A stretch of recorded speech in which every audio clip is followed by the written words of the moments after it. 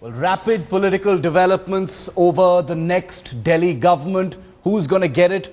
What's going to happen? The Supreme Court's involved. Things are being said. There's shadowboxing and there's a sting video operation as well that the Aam Aadmi Party has put out. To speak about it and to get a perspective on where this political fight is headed, Rahul Mehra of the Aam Aadmi Party. We also have with us KTS Tulsi, Member of Parliament in the Rajya Sabha and Senior Advocate in the Supreme Court. Rahul, I'd like to start with you. The Supreme Court, today has said things better be done at the earliest, otherwise horse trading will continue. Now, you want the dissolution of this particular assembly from the Supreme Court, and it says speed up the Delhi government formation. What happened in court today, Rahul, is that not a setback for the Aam Aadmi Party? Not at all. The Honourable Court There's has more adjourned time the now matter ahead. to the next month, and surely, I think there is a complete demarcation between the judiciary and the executive and the legislature, and so it should be. There are constitutional positions. One is of the governor and the president, and the other is of the Honourable Supreme Court. All of them must be respected. But the problem out here is, for months together, the Honourable LG decided not to act for reasons best known to him. We also know, and I'm saying it with utmost responsibility as a citizen of India. Forget about me being also a spokesperson for the Aam Aadmi Party. But you just smell a rat when you see that the BJP government is absolutely going hammer and tong, getting all the governors appointed by the Congress either transferred or they want them changed. But they leave alone just one person, and that happens to be the Lieutenant Governor of Delhi. The same Lieutenant Governor then, we have come to know today, on September 4th, has given a letter to the Honourable President saying that inviting BJP to form the government. And this is a BJP, mind you, which with 32 members said that we are not in majority, we don't have the mandate, we can't put the numbers together, and therefore the question came whether there could be any other alternative, and the Aam Aadmi Party went to the people, and the people's mandate. Rahul, the Supreme Court today said its priority is government formation. It seems to want to move towards government formation. You want dissolution, they want government formation. Isn't that a direct setback for you? Not at all. Not at all. Because that would seem to support what the BJP wants. Not at all. The Honourable Supreme Court, what it said was that there should be, the stalemate should be broken. Now, it could be broken in two ways. One could be a dissolution of the assembly. The other is that there could be a formation of the government, provided there is a stable government which can be provided by one of the three parties. Congress is not in a position, having only 8 members. Aam Aadmi Party has already expressed his opinion and has already resigned. So there is no question of Aam Aadmi Party staking claim. And the only political party which is left out is BJP, which is the single largest party with 29 members today. But they also, their leader of the party, who was the chief ministerial candidate, not once but thrice has said, and their entire top leadership till about recently has been saying, Tulsi, how are you reading what the Supreme Court has said today and its priorities? KTS Tulsi, how are you reading what the Supreme Court has indicated today? What does it mean for both the BJP and the Aam Aadmi Party? Rahul Mehra says it's not a setback at all. See,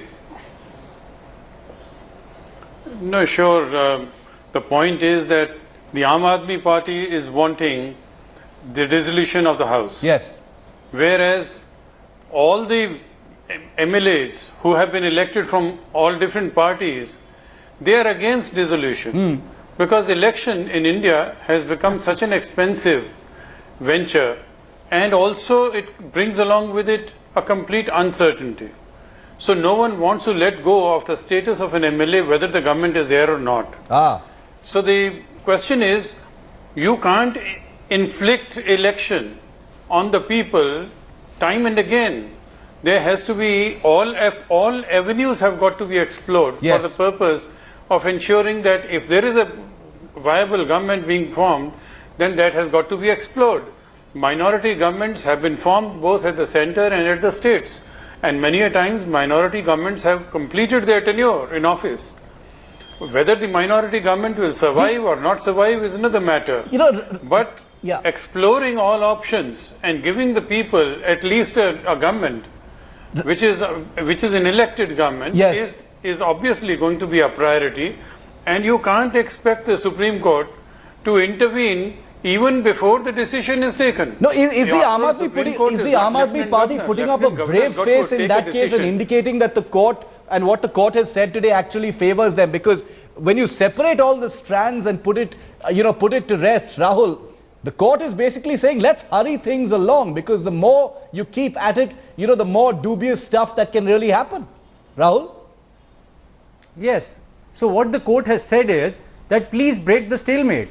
Now you are assuming that breaking the stalemate means forming a government or inviting somebody to form a government. It could also mean dissolving the assembly and going for re-elections. Where do you get this conclusion from? So that's your figment of imagination, not what the Honorable Supreme Court said. And number two, what Mr. KTS Tulsi said, probably he lives in his own world, not the world which is probably existing at least in Delhi. And how does he know that all the MLAs are wanting what they're wanting and they're not wanting to go for re-elections? There are 27 MLAs of the Aam Aadmi Party who are clearly wanting elections. There are 8 MLAs, as we have been seeing the reports from your own media houses. Every media house is covering our Congress party. All 8 of them want re-elections.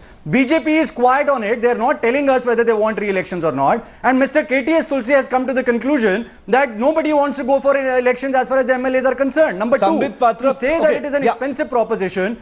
Number two, to say that it is an expensive proposition is a fallacy. What is more expensive is horse trading, where you give 4 to 5 crores for every poached member.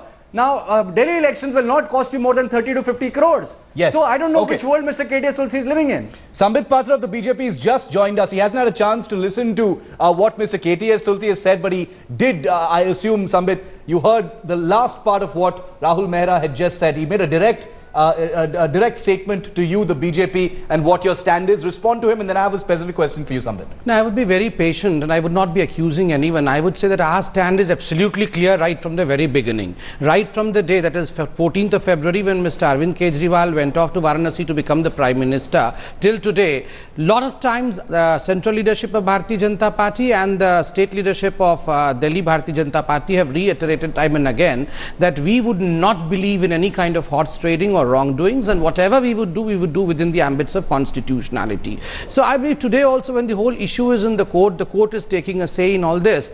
We are composed, we are calm. Whatever the Lieutenant Governor at the end of the day takes a decision, we would abide by it. We would go for a critical analysis. We'll see whether we can form a government or not. We cannot form a government if the LG says we have to go for Sambit question, small specific question, since you've just come in. Yeah, the court today said things better be done at the earliest, otherwise horse trading will continue. Now, I am no one to sit here and interpret what the court has said. They're honorable judges, senior judges, but to a lay person, that would seem to mean that, this sting operation that the Aam Aadmi Party has put out appears to show that horse trading is taking place. That puts the spotlight on the BJP. No, I would not They're say... saying it will continue if you waste any more time. No, I would not say that the court in any way was pointing towards the sting operation yesterday, or not the sting operation that was brought out by the Aam Aadmi Party yesterday proves anything about the Bharatiya Janata Party doing any kind of wrong things. But well, yes, in a political scenario, if the confusion state, the state of confusion continues for a period of long time,